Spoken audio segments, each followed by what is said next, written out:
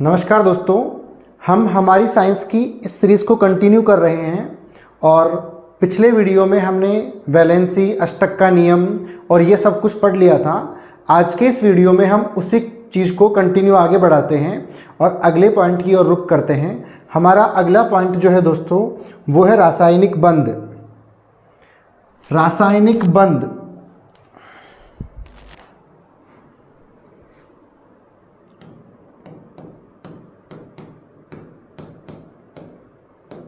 रासायनिक बंध क्या होते हैं दोस्तों? जैसा कि मैंने आपको बताया था कि रासायनिक समीकरण क्या होते हैं। रासायनिक समीकरण का मतलब होता है दोस्तों कि अभिक्रिया में अभिकारक मिलकर क्या बनाते हैं? उत्पाद। उसे हम कहते हैं रासायनिक अभिक्रिया। और अगर हम रासायनिक अभिक्रिया को उसके प्रतीकों के रूप में लिख दें तो हमें प्राप्त होता है रासायनिक समीकरण। अब रासायनिक समीकरण के बाद में बात करेंगे हम रासायनिक बंधों की। दोस्तों, रासायनिक बंध का मतलब क्या है कि जब भी कोई दो परमाणु आपस में किसी विशेष प्रकार के आकर्षण बल द्वारा बंधे हो तो उस बंध को हम क्या कहते हैं? उस आकर्षण बल को हम क्या कहते हैं? रासायनिक बंध कहते हैं। अब वो दो परमाणु जो है दोस्तों वो सिमिलर, एक जैसे परमाणु भी हो सकते हैं या फिर वो अलग अलग परमाणु भी हो सकते हैं। रासायनिक बंध कितने प्रकार के होते हैं? सबसे पहले हम ये बात करते हैं दोस्तों, रासायनिक बंध में सबसे पहला बंध पढ़ेंगे हम आयनिक बंध।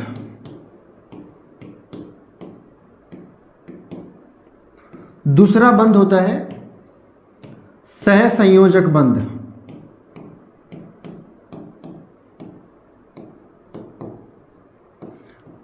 तीसरा जो बंध है वह होता है उपसहसंयोजक बंध।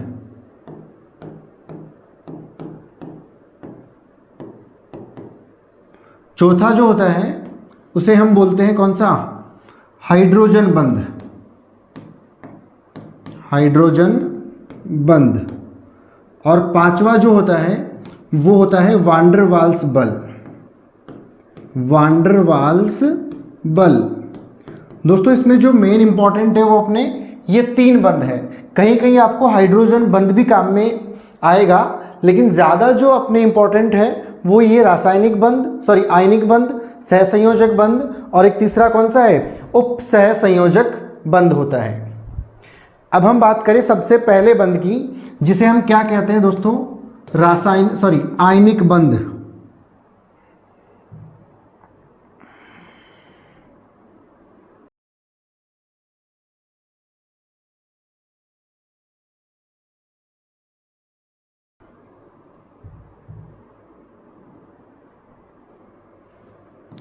जिसे हम क्या कहते हैं? आयनिक बंध।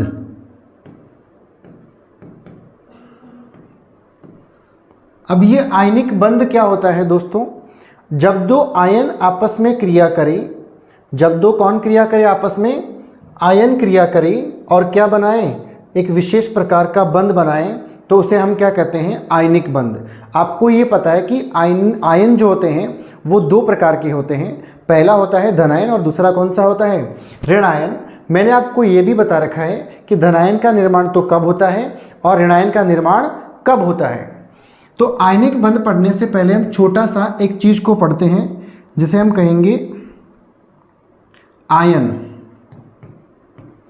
दोस्तों, आयनों को जनरली अपन दो पार्ट में डिवाइड करेंगे। एक होता है धनायन और दूसरा होता है कौन सा? ऋणायन। अब धनायन क्या होता है और ऋणायन क्या होता है? धनायन का मतलब यह है कि यदि कोई धातु या कोई भी परमाणु इलेक्ट्रॉन त्याग रहा है तो वह धनायन का निर्माण करेगा। अर्थात ये क्या होता है? इलेक्ट्रॉन त्याग कर किसका निर्माण किया जाता है? धनायन का निर्माण किया जाता है। और इलेक्ट्रॉन ग्रहण करके किसका निर्माण किया जाता है?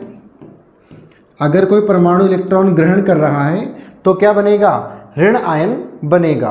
आगे हम बात करें, दरअसल धनायन जो है वो हमेशा कौन बनाती है? धातुएं बनाती है। और ऋण आयन कौन बनाती है? अधातुएं बनाती है। हालांकि इनमें कुछ अपवाद भी हैं। ठीक है, धातुएं हमेशा क्या बनाती है? धनायन। और अधातुएं हमेशा क्या बनाती है? ऋणायन बनाती है। आगे हम बात करें कि धनायन का निर्माण कैसे होता है। अगर मैं एग्जाम्पल लूँ दोस्तों, जैसे मान लो लिथियम है, लिथियम का परमाणु क्रमांक होता है दोस्तों 3। लिथियम का परमाणु क्रमांक कितना होता है 3। इसके पहले कोष में इलेक्ट्रॉन जाते हैं 2 और दूसरे में कितने भरे जाते हैं इलेक्ट्रॉन 1। अब जो 2 और इलेक्ट्रॉन 1 भर गया, तो आपको मैंने अष्टक के नियम में पढ़ाया था कि एक इलेक्ट्रॉन पर ये स्थायी नहीं होगा, इसको ये अपना इलेक्ट्रॉन त्याग करना पड़ेगा। जब ये लिथियम अपना एक इलेक्ट्रॉन त्याग कर देगा तो क्या बनाएगा Li+1 प्लस एक इलेक्ट्रॉन बाहर निकल गया। तो इस प्रकार से धातुएं जो है वो इलेक्ट्रॉन त्याग कर क्या बनाती है, धनायनों का निर्माण करती है। दूसरी बात, जितने इलेक्ट्रॉन त्याग किए जाएंगे उतने ही धनायनों का निर्माण होगा।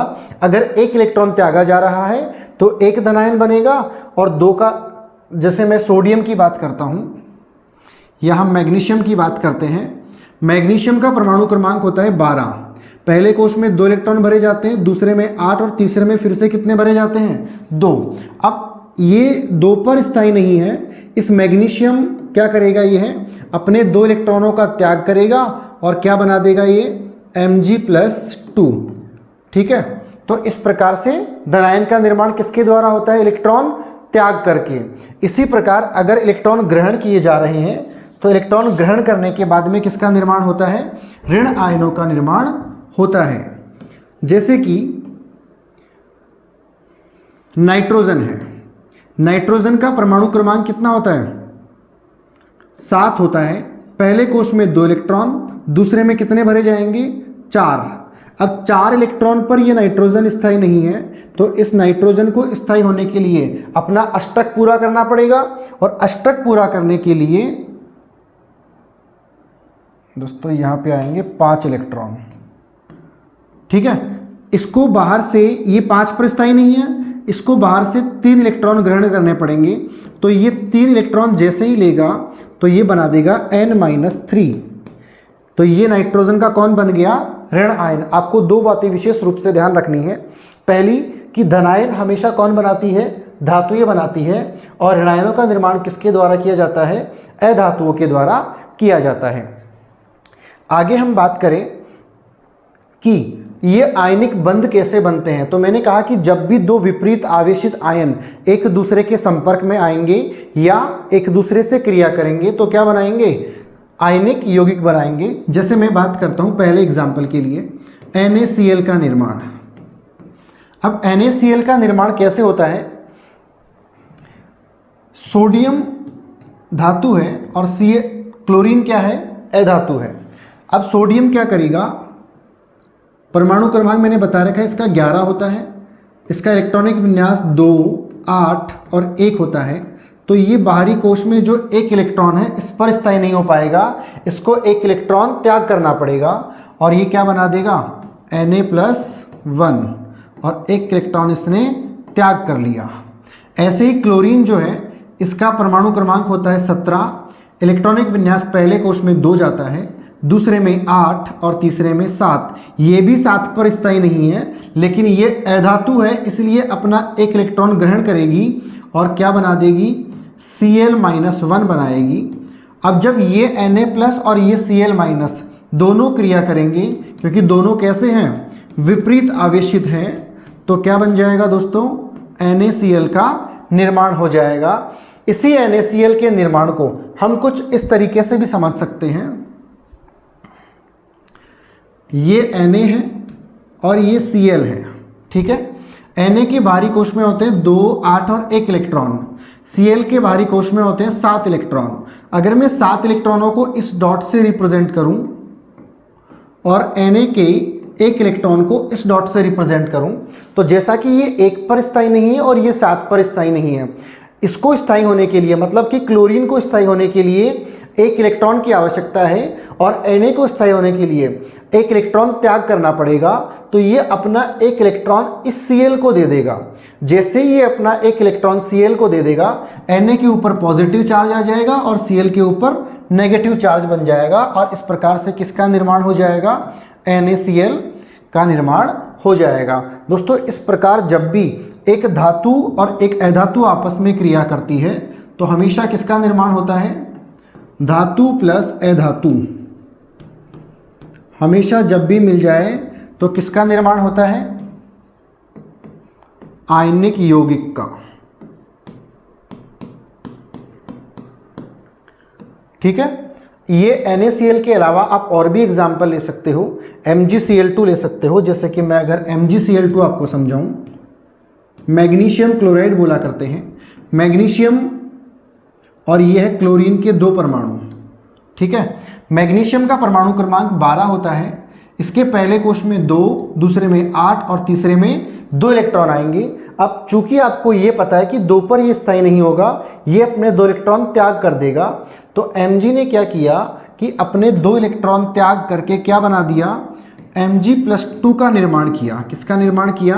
Mg+2 का निर्माण किया, क्योंकि ये धातु थी तो Mg+2 ही बनाएगी। अब इधर आता है क्लोरीन। दोस्तों क्लोरीन का जो परमाणु क्रमांक हो 17 होता है। 2, 8 और 7 इलेक्ट्रॉन ऐसे भरे जाते हैं। बाहरी कोश में 8 पर ये स्थायी नहीं है, तो इसको बाहर से क्या करना पड़ेगा? एक इलेक्ट्रॉन ग्रहण करना पड़ेगा। तो ये एक इलेक्ट्रॉन ग्रहण करके क्या बना देगा? Cl-1। इसी प्रकार जो क्लोरीन का दूसरा परमाणु है वह भी क्या बनाएगा? Cl-1। अब Cl के 2 अणु हो गए, मतलब 2 Cl- हो गए। इसको आप दोस्तों गलती से ऐसे मत लिखना Cl-2, ये गलत है। Cl के 2 परमाणु है और दोनों पे कौन से आवेश है? ऋण आवेश है। अब ये 2 Cl और ये Mg+2, मतलब Mg+2 और Cl के 2 परमाणु जब मिलेंगे तो क्या बन जाएगा? MgCl2। इसी को हम कुछ इस प्रकार से भी समझ सकते हैं। मैग्नीशियम के बाहरी कोश में 2 इलेक्ट्रॉन हैं, एक क्लोरीन के बाहरी कोश में 7 इलेक्ट्रॉन हैं, दूसरे क्लोरीन के भी बाहरी कोश में कितने इलेक्ट्रॉन हैं? 7 इलेक्ट्रॉन हैं। ये अपने 2 इलेक्ट्रॉन त्याग करेगा और इस क्लोरीन को 1 इलेक्ट्रॉन की आवश्यकता है स्थायी होने के लिए, और इस क्लोरीन को भी स्थायी होने के लिए 1 इलेक्ट्रॉन की आवश्यकता है। तो मैग्नीशियम अपना 1 इलेक्ट्रॉन तो इसे दे देगा और दूसरा इलेक्ट्रॉन इसको दे देगा। तो जब 2 इलेक्ट्रॉन मैग्नीशियम ने त्यागे तो इसके ऊपर प्लस का 2 चार्ज आ गया।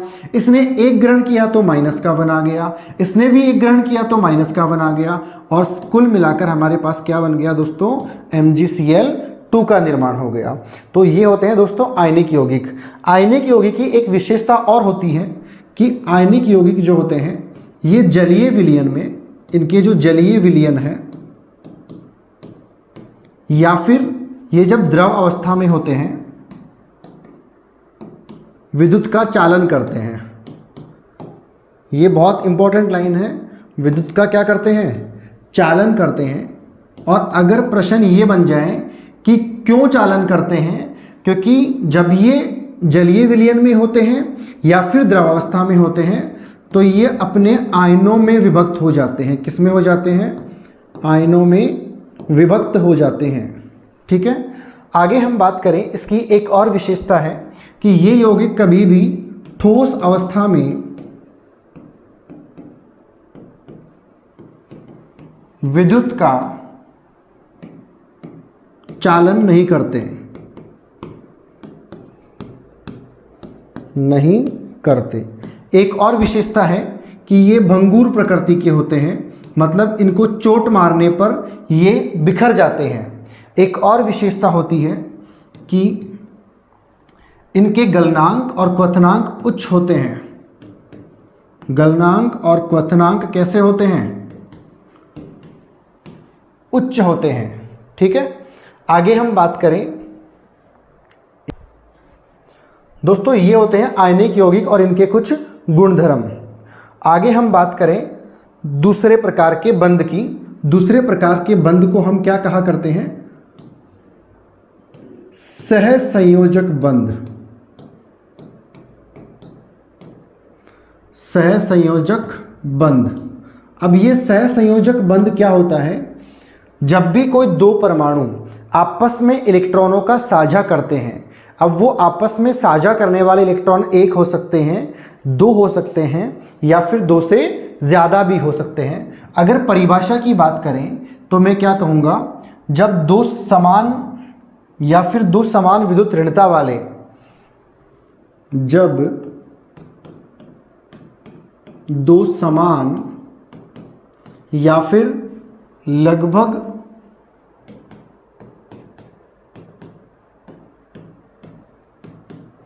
समान विद्युत ऋणता वाले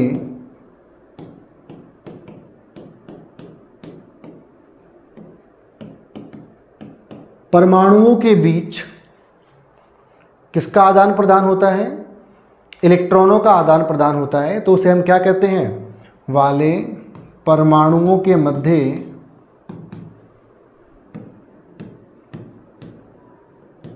इलेक्ट्रॉनों के साझे से किसका निर्माण होता है? सहसंयोजक बंधों का निर्माण होता है। दोस्तों सहसंयोजक बंध जो है इसमें क्या होता है?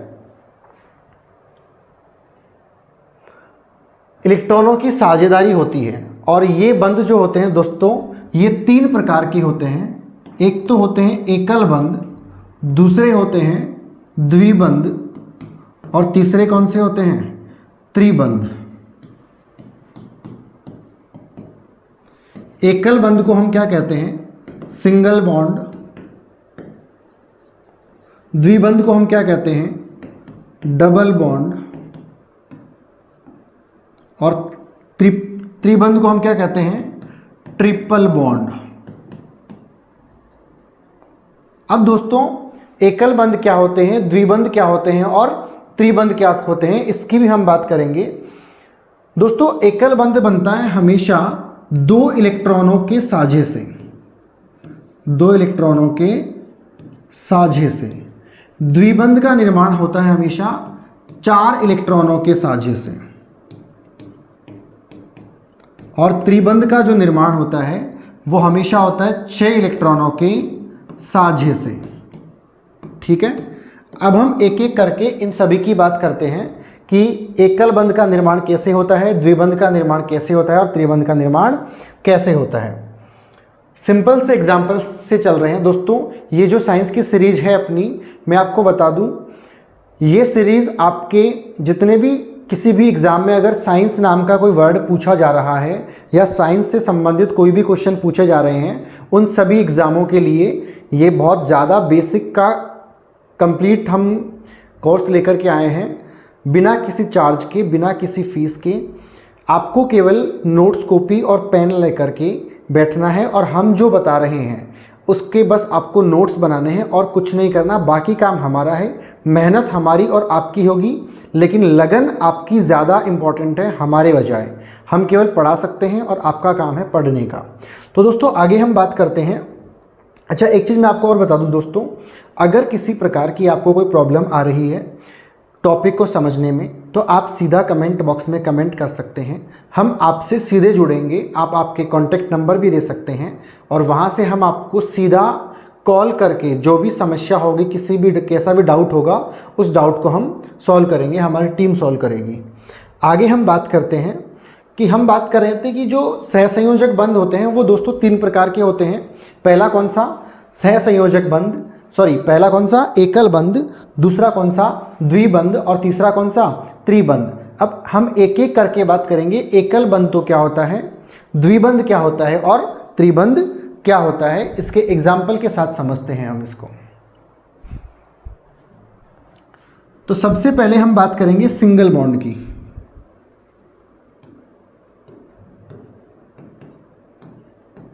एकल बंध जिसे हम क्या कहेंगे? Single bond. मैंने आपको पहले ही कहा था दोस्तों कि ये जो एकल बंध या सिंगल बॉन्ड होता है ये 2 इलेक्ट्रॉनों के साझे से बनता है। किसके साझे से बनता है? 2 इलेक्ट्रॉनों के साझे से बनता है। कैसे बनता है उसकी भी बात करते हैं। अगर मैं सबसे पहले एग्जाम्पल की बात करूं तो पहला और सबसे इजी एग्जाम्पल है हमारे पास H2 का, डाइहाइड्रोजन। वैसे दोस्तों H2 को हाइड्रोजन बोलना साइंस की लैंग्वेज में उचित नहीं है। हाइड्रोजन हम साइंस में इस H को बोला करते हैं जो इसका प्रतीक होता है। H2 का मतलब होता है डाइहाइड्रोजन। 2 हाइड्रोजन है इसलिए क्या बोलेंगे इसको हम? डाइहाइड्रोजन। चलो आगे बात करते हैं H2 का निर्माण कैसे हुआ और इसमें कौन सा बंध है, कितने इलेक्ट्रॉनों की साझेदारी से ये बना है। दोस्तों एक हाइड्रोजन ये है और दूसरा हाइड्रोजन ये है। जैसा कि आपको पता है हाइड्रोजन का परमाणु क्रमांक 1 होता है, इसके बाहरी कोश में इलेक्ट्रॉनों की संख्या भी एक ही होती है और इसके पास भी एक ही होती है। मैं इसके इलेक्ट्रॉन को डॉट से रिप्रेजेंट कर रहा हूँ, इस हाइड्रोजन के इलेक्ट्रॉन को भी मैं डॉट से रिप्रेजेंट कर रहा हूँ। ठीक है। अब दोस्तों एक इलेक्ट्रॉन पर ना तो ये हाइड्रोजन स्टेबल है और ना ही ये हाइड्रोजन स्टेबल है, तो क्या होगा फिर जब ये भी स्टेबल नहीं है और ये भी स्टेबल नहीं है, तो ये जो एक इलेक्ट्रॉन है ये हाइड्रोजन कुछ समय के लिए इसको देगा और ये अपना इलेक्ट्रॉन जो है कुछ समय के लिए इस हाइड्रोजन को देगा। तो दोनों हाइड्रोजन परमाणुओं के बीच में एक एक इलेक्ट्रॉनों का साझा हुआ।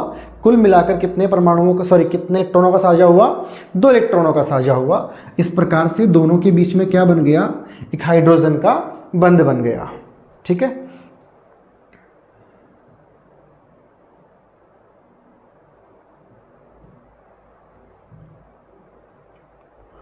दूसरे एग्जाम्पल की बात करें, मान लीजिए आपके पास है सिंगल बॉन्ड बनेगा दोस्तों और कार्बन और हाइड्रोजन के बीच में।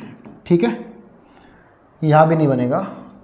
चलो हम और एग्जाम्पल लेते हैं, पहले टॉपिक कंप्लीट करते हैं। एकल बंध पढ़ा आपने, फिर और बहुत सारे एग्जाम्पल जब मिक्स में पढ़ेंगे तो वहाँ एकल बंध 2 अलग अलग परमाणुओं के बीच भी आएगा। अभी हमने केवल एक ही परमाणु लिया है, हाइड्रोजन, और ये भी कौन सा है? हाइड्रोजन।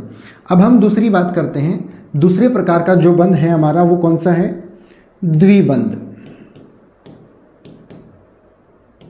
जिसे हम क्या कहते हैं? Double bond.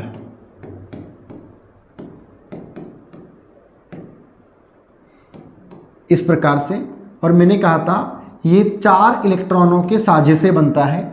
कैसे बनेगा? जैसे कि मैं एग्जांपल लूँ दोस्तों, O2 डाइऑक्सीजन का निर्माण कैसे हुआ? कैसे हुआ?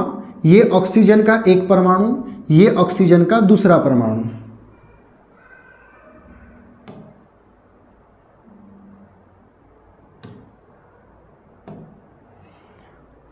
अब मान लो इस ऑक्सीजन के पास इलेक्ट्रॉनों की संख्या बाहरी कोश में होती है 2 इलेक्ट्रॉन।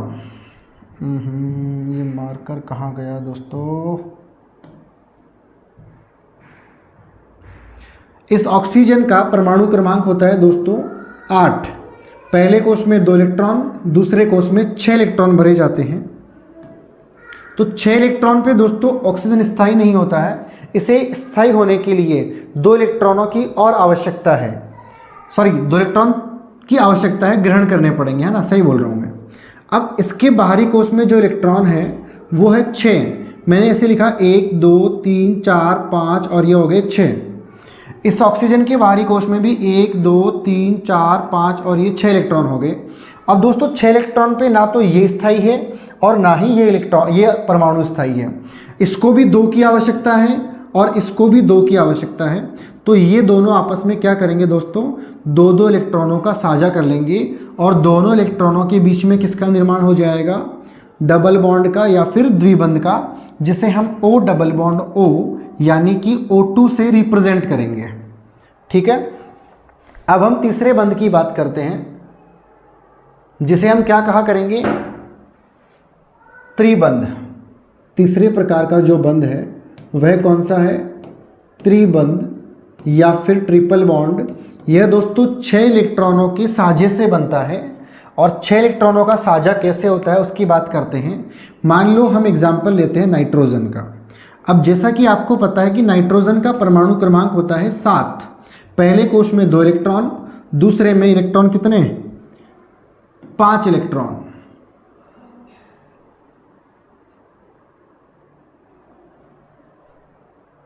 ऑक्सीजन, 1 मिनट दोस्तों, मैंने पहले कुछ गलत तो नहीं पढ़ा दिया? 8, हाँ ठीक है। पहले कोश में 2 इलेक्ट्रॉन और दूसरे कोश में कितने इलेक्ट्रॉन? 5 इलेक्ट्रॉन। तो दोस्तों 5 इलेक्ट्रॉनों पे ये नाइट्रोजन कभी भी स्थायी नहीं हो सकता। इसे स्थायी होने के लिए बाहर से कितने इलेक्ट्रॉन चाहिए होंगे दोस्तों? इसको चाहिए होंगे बाहर से 3 इलेक्ट्रॉनों की क्या होगी? इसको आवश्यकता हो गई। अब ये 3 इलेक्ट्रॉन कैसे लेगा? एक नाइट्रोजन का परमाणु तो ये है और दूसरा नाइट्रोजन का परमाणु ये है। इस पहले जो नाइट्रोजन के पास बाहरी कोश में कितने हैं? 5 इलेक्ट्रॉन। तो 1 2 3 4 और ये 5 इलेक्ट्रॉन हो गए। इस कोश में इस परमाणु के पास 3 4 और ये कितने हो गए, 5 इलेक्ट्रॉन हो गए। तो 5 पर ना तो ये स्थायी है ना ही ये परमाणु स्थायी है। इसको बाहर से कितने इलेक्ट्रॉन चाहिए, 3 चाहिए, और इसको भी कितने चाहिए, 3 चाहिए। अब बाहर से तो कोई इसको इलेक्ट्रॉन देने आएगा नहीं, इनको आपस में ही कोऑपरेट करना पड़ेगा। तो इसको पता है कि मुझे 3 इलेक्ट्रॉन चाहिए और इसको भी 3 चाहिए, तो ये दोनों क्या करेंगे दोस्तों, 3 इलेक्ट्रॉनों का साझा कर लेंगे इस प्रकार से। तो अब जब ये साझा कर रहा है तो दोस्तों 3 और 3 6 और 2 8, इस घेरे के अंदर देखो 8 इलेक्ट्रॉन है, तो 8 पे ये नाइट्रोजन स्टेबल हो गया।